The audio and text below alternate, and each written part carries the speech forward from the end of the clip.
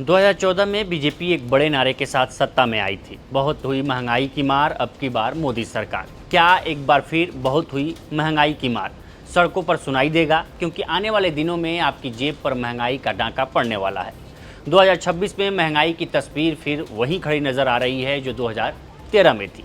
महंगाई धीरे धीरे फैलती दिख रही है। ईरान अमेरिका युद्ध के कारण पहले जो असर सिर्फ पेट्रोल पंप की महंगाई तक सीमित था, वह आपकी थाली को भी महंगा करने वाला है। चाय के कप से लेकर होटल के बिल तक महंगे होंगे। यानी जिस महंगाई के खिलाफ लड़कर बीजेपी को सत्ता मिली थी, वही महंगाई सरकार के लिए चुनौती बनने जा रही है। प्रधानमंत्री महंगाई का मां बोलने के लिए तैयार नहीं है, महंगाई का मां बोलने के लिए तैयार नहीं है। इनका अहंकार इतना है, महंगाई के लिए एक शब्द बोलने को तैयार नहीं है।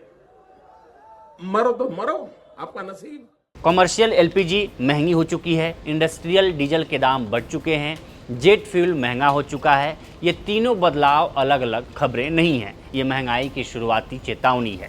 क्योंकि जैसे ही कमर्शियल ईंधन महंगा होता है, उसका असर सबसे पहले बाजार पर दिखता है। होटल, रेस्टोरेंट, ढाबे, बेकरी, स्ट्रीट फूड, कैटरिंग, सबकी लागत बढ़ती है। चाय, नाश्ता, समोसा, पराठा, थाली, बेकरी आइटम, पैकेज, स्नैक्स सब धीरे धीरे महंगे होने लगते हैं। और ये सिर्फ अंदेशा नहीं है, इसकी शुरुआत बाजार में दिख भी रही है।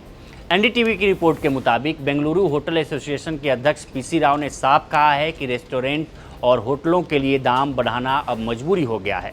उन्होंने बताया कि पिछले 2 महीनों से होटल इंडस्ट्री कम सप्लाई और बढ़ती लागत के दबाव में काम कर रही है। सप्लाई अभी भी करीब 60% पर है। होटल फिलहाल वैकल्पिक इंतजामों के सहारे काम चला रहे हैं। इसका मतलब साफ है, होटल इंडस्ट्री पहले से ही दबाव में है और अब ये दबाव ग्राहक की जेब पर डाला जाएगा। आंध्र प्रदेश में भी तस्वीर अलग नहीं है। वहाँ होटल इंडस्ट्रीज ने सरकार से सीधी राहत मांगी है।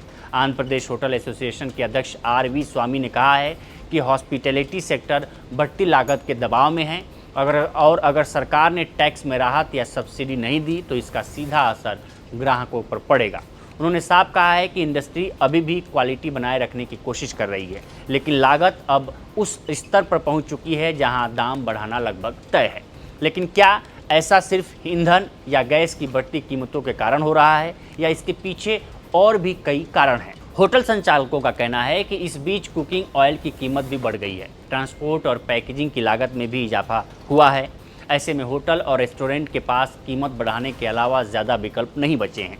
इसका असर सिर्फ बड़े रेस्टोरेंट तक सीमित नहीं रहेगा। छोटे ढाबे, चाय की दुकानें, ठेले, स्ट्रीट फूड वाले, लोकल बेकरी सब अपनी कीमतें बढ़ाएंगे। यानी सुबह की चाय से लेकर शाम के नाश्ते तक बाहर का हर छोटा बड़ा खर्च बढ़ने वाला है। अनुमान है कि इसका असर सिर्फ बाहर खाने तक नहीं रुकेगा। शादी ब्याह महंगे होंगे क्योंकि कैटरिंग की लागत बढ़ेगी। पैकेज फूड्स, नमकीन, बिस्किट, बेकरी और छोटे स्नैक्स महंगे होंगे क्योंकि फूड प्रोसेसिंग यूनिट्स में गैस और ईंधन दोनों की लागत बढ़ चुकी है। छोटे 5 किलो वाले सिलेंडर के दाम बढ़ने का असर मजदूरों, प्रवासियों और छोटे दुकानदारों पर सबसे ज़्यादा पड़ेगा। यानी महंगाई का पहला वार उसी तबके पर पड़ेगा जो पहले से सीमित कमाई में गुजारा करता है। लेकिन असली खतरा इससे भी बड़ा है। अगर पेट्रोल और डीजल के दाम बढ़ते हैं तो महंगाई का असर बाजार से निकलकर घर की रसोई तक पहुंच जाएगा। ट्रांसपोर्ट महंगा होगा, ट्रक महंगे होंगे, ढुलाई महंगी होगी और जैसे ही ढुलाई महंगी होगी, सब्जी महंगी होगी, दूध महंगा होगा, राशन महंगा होगा, किराना महंगा होगा। ये वो बिंदु है जहाँ महंगाई सिर्फ खबर नहीं रहती, घर का मासिक बजट बिगाड़ देती है। भारत की सबसे बड़ी मुश्किल ये है कि हम अपनी ज़रूरत का बड़ा हिस्सा आयात करते हैं। अंतर्राष्ट्रीय बाजार में कच्चा तेल $126 प्रति बैरल तक पहुंच चुका है। ये 4 साल का सबसे ऊंचा स्तर है। इसकी सबसे बड़ी वजह पश्चिम एशिया में बढ़ता तनाव है। अमेरिका और ईरान के बीच तनाव बढ़ा है, शांति वार्ता अटकी हुई है और पूरी दुनिया की नज़र स्ट्रेट ऑफ हॉर्मुज़ पर है। ये वही समुद्री रास्ता है जहाँ से दुनिया का बड़ा हिस्सा, तेल का बड़ा हिस्सा यहीं से गुजरता है। यहाँ तनाव बढ़ते ही तेल बाज़ार में उथल पुथल शुरू हो जाती है और उसका सीधा असर भारत जैसे आयात निर्भर देशों पर पड़ता है। अब तक सरकार और सरकारी तेल कंपनियां इस दबाव को रोक कर बैठी थीं। खुद कीमतें लंबे समय से स्थिर रखी गईं, लेकिन कमर्शियल ईंधन के दाम बढ़ना यह संकेत है कि दबाव अब नीचे उतरना शुरू हो चुका है। फिलहाल घरेलू 14.2 किलो वाले सिलेंडर के दाम नहीं बढ़े हैं, इसलिए घरों की थोड़ी राहत ज़रूर है, लेकिन ये राहत सीमित है क्योंकि घर का सिलेंडर भले अभी महंगा ना हुआ हो, घर के बाहर की हर चीज़ें धीरे धीरे महंगी हो रही हैं। महंगाई की सबसे बड़ी मार यही होती है कि ये एक साथ नहीं आती, ये धीरे धीरे आपकी जेब में घुसती है। पहले चाय महंगी होती है, फिर खाना, फिर किराना, फिर दूध, फिर सब्जी, फिर स्कूल की फीस, फिर ट्रांसपोर्ट, और सबसे बड़ा संकट तब बनता है जब खर्च बढ़ते हैं लेकिन आमदनी उसी रफ्तार से नहीं बढ़ती। यही इस वक्त सबसे बड़ा जोखिम है। सैलरी उतनी तेज़ी से नहीं बढ़ रही है जितनी तेज़ी से रोज़मर्रा की लागत बढ़ रही है। इसका मतलब है कि कागज़ पर महंगाई भले कंट्रोल में दिखे लेकिन घर के बजट में दबाव बढ़ता जाएगा।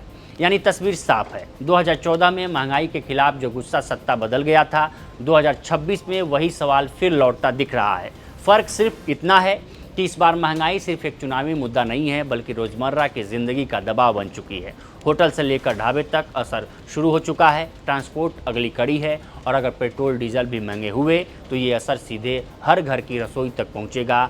तब महंगाई सिर्फ बहस नहीं रहेगी, वह हर दिन का खर्च बन जाएगी।